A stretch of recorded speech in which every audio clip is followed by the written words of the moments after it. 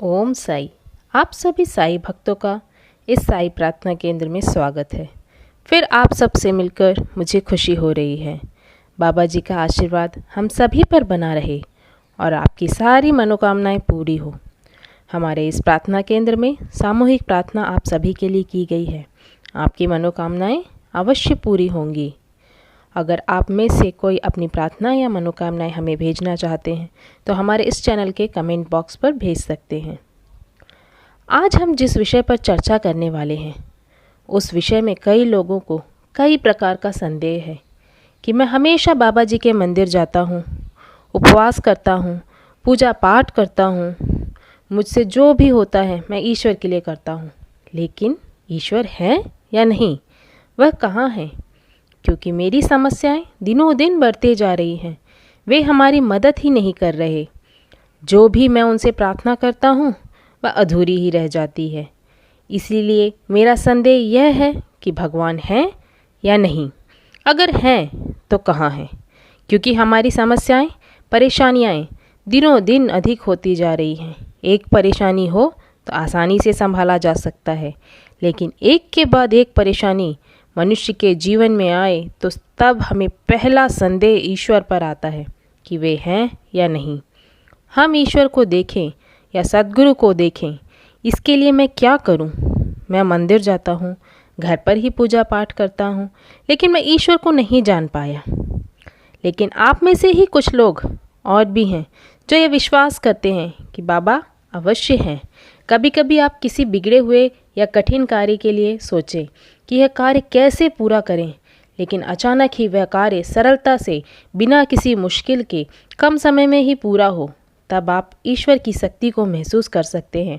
आपको संतोष प्राप्त होता है, तब आप यकीन मानते हैं कि बाबा अवश्य हैं। तो ऐसा सोचने वाले भी कई लोग हैं।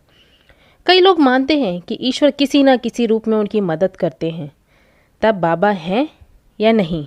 हम कैसे महसूस करें कि भगवान है या नहीं? अगर हैं तो कहाँ? तो आइए हम इस बात को एक कहानी के माध्यम से जानें कि भगवान है या नहीं। एक व्यक्ति था, उसे भी यही परेशानी थी कि ईश्वर है या नहीं, अगर है तो कहाँ है, मैं उन्हें कहाँ ढूंढूं? इसी सामंजस्य में वह व्यक्ति हर जगह गांव-गांव घूमता और ईश्वर की तलाश में जाता। जब वह एक बार एक गांव में जाता है जहाँ पर एक महान ऋषि से वह मिलता है, वह व्यक्ति सोचता है कि अवश्य उसके इस प्रश्न का उत्तर इस महान ऋषि के पास अवश्य मिलेगा।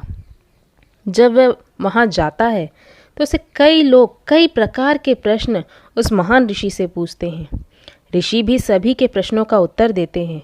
तब वह व्यक्ति ऋषि के सम्मुख जाकर उस महान ऋषि से प्रणाम करता है और पूछता है कि मुझे एक संदेह है कि ईश्वर है या नहीं, ईश्वर कहाँ है? तो वह महान ऋषि उत्तर देते हैं, हे मूर्ख मनुष्य, ईश्वर तो कण कण में व्याप्त है, तुम क्यों ईश्वर को ढूंढ रहे हो? तो वह व्यक्ति बोलता है, मैं जानता हूँ कि ईश्वर कण कण में व्याप्त हैं, लेकिन मेरी समझ में नहीं आ रहा है कि आप मुझे थोड़ा समझाइए ना, क्योंकि जब ईश्वर कण कण में है तो मेरी मुश्किलें कम क्यों नहीं हो रही? आप मुझे समझाइए। ईश्वर तो वह ऋषि उन्हें समझाते हैं कि ईश्वर का संबंध सीधे हमारे मन से होता है। ईश्वर तुम्हारे मन में है, तुम उसे देख पाते हो या नहीं, ये तुम्हारे देखने का नज़रिया है। अगर तुम ईश्वर को बाहर ढूंढोगे तो अवश्य तुम ईश्वर को नहीं ढूंढ पाओगे। अब महान ऋषि उनसे कहते हैं, अच्छा, अगर तुम्हें यह अभी भी संदेह है तो मेरा एक विचार है कि तुम यहाँ से सीधे जाओ, वहाँ पर एक तालाब है और उस तालाब में एक मछली है, वह मछली बोलती है। वहाँ जाकर तुम उस मछली से अपना संदेह पूछ सकते हो, वह मछली अवश्य तुम्हारा संदेह दूर करेगी।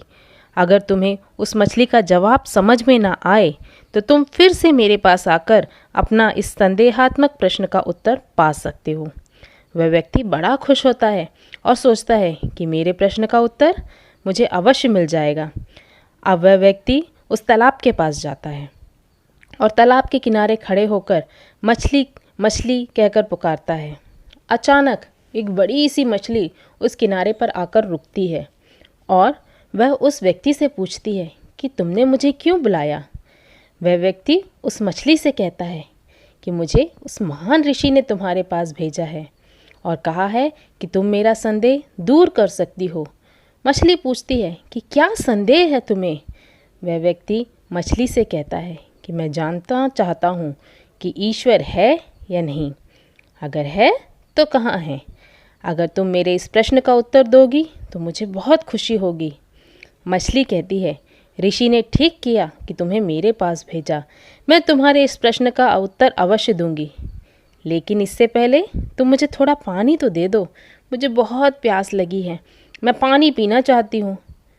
अगर तुम्हारे प्रश्न का उत्तर चाहिए तो मुझे थोड़ा पानी पिला दो। वह व्यक्ति बड़ा क्रोधित होकर पूछता है, मछली तुम्हें बुद्धि है या नहीं? तुम तो पानी में ही रहती हो, जितना पानी चाहिए उतना पानी पी लो। मछली बोली, क्या मैं पानी में हूँ?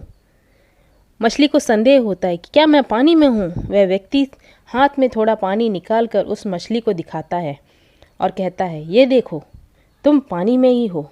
मछली बोली, अच्छा मैं पानी में हूँ, लेकिन फिर भी मुझे प्यास लगी है। वह व्यक्ति फिर उस मछली से कहता है, क्या तुम बेवकूफ़ हो? पानी में ही रहकर पानी मांग रही हो।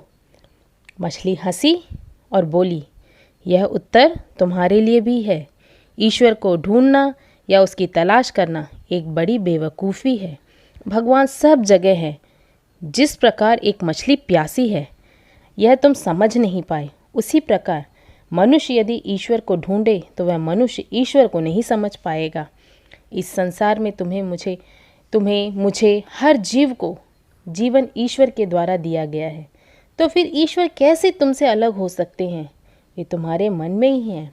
जिस तरह मैं अपनी प्यास बुझाने के लिए इस तालाब में रहकर अपना मुंह खोलकर तालाब का पानी पी सकती हूँ, ठीक उसी प्रकार तुम अपने मन में ही ईश्वर को पा सकते हो। दूसरों के कहने पर ईश्वर को ना ढूंढो, तुम ईश्वर को अनुभव करो। अगर तुम ईश्वर को मन से पूजोगे, उसका अनुभव करोगे, उन्हें तभी तुम ईश्वर का दर्शन पा सकते हो। जिस प्रकार पानी में रहकर प्यासा रहना बेवकूफ़ी है, ठीक उसी प्रकार धरती पर रहकर ईश्वर को ढूंढना बेवकूफ़ी है। तब वह व्यक्ति समझ जाता है कि मैं जगह जगह लोगों से ईश्वर कहाँ है पूछूं तो मैं ईश्वर को नहीं ढूंढ सकता। अगर मैं सच्चे मन से ईश्वर को पूजूं तो मैं ईश्वर का दर्शन पा सकता हूँ। अगर हम जगह जगह घूमें और ईश्वर की तलाश करें तो यह ईश्वर को पाने का रास्ता भले ही हो सकता है, लेकिन ईश्वर जब हमारे मन में ही हो तो उसे ढूंढने की आवश्यकता ही नहीं है। ईश्वर को सच्चे मन से पूजें। अगर आप 5 मिनट या 10 मिनट भी पूजा करते हैं तो अपनी शुद्ध आत्मा के साथ ईश्वर को पाने का प्रयास करें। हमारा मन, हमारी सोच सब जब ईश्वर को पाने के प्रयास में हो और हम सच्चे मन से या भक्ति से भगवान को पूजें तो अवश्य हम ईश्वर को पा सकते हैं। यही सत्य है। ईश्वर को ढूंढने के लिए हमें गली गली घूमने, पद यात्रा करने की आवश्यकता नहीं है।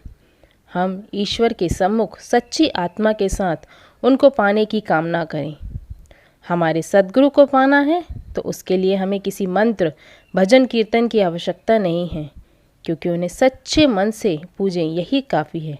क्योंकि स्वयं बाबा जी ने कहा है, यदि तुम मेरी ओर देखोगे तो मैं तुम्हारी ओर देखूंगा। इसलिए ईश्वर को ढूंढने की आवश्यकता नहीं है, वे हमारे मन में हैं। यह सोच हमारे मन में हो तो हम साक्षात उस ईश्वर का दर्शन कर सकते हैं। अगर हमें ईश्वर को पाना है तो हमें शारीरिक शुद्धता ही नहीं बल्कि मन की शुद्धता का होना आवश्यक है। हमें दयालु होना चाहिए, लोभ नहीं करना चाहिए, दूसरों के साथ भेदभाव नहीं करना चाहिए, हमारे द्वारा कहे गए शब्द दूसरों को कष्ट ना दें। इस तरह के छोटे छोटे अच्छे गुणों को अपनाना चाहिए। यकीन कीजिए कि ईश्वर सदैव हमारे साथ हैं। उन्हें ढूंढने की आवश्यकता नहीं है। आप में हो सके तो दूसरों को मदद कीजिए, भूखों को खाना खिलाइए, गरीब बच्चों की पढ़ाइयों का खर्च उठाइए। इस तरह के छोटे छोटे अच्छे कार्य कीजिए। अगर आप कुछ भी पुण्य ना करें और ईश्वर को पाना चाहें तो अवश्य ईश्वर अपना दर्शन नहीं देंगे। इसलिए ईश्वर को अच्छे कार्य, पुण्य कार्य, सच्चे मन से ईश्वर को ढूंढें का प्रयास करें। आप अवश्य ईश्वर का दर्शन प्राप्त कर सकते हैं। ओम साई राम। आपको यदि मेरा ये वीडियो पसंद आए तो आप इसे लाइक कीजिए, सब्सक्राइब कीजिए और दूसरों को भी शेयर कीजिए। ओम साई, ओम साई, ओम साई।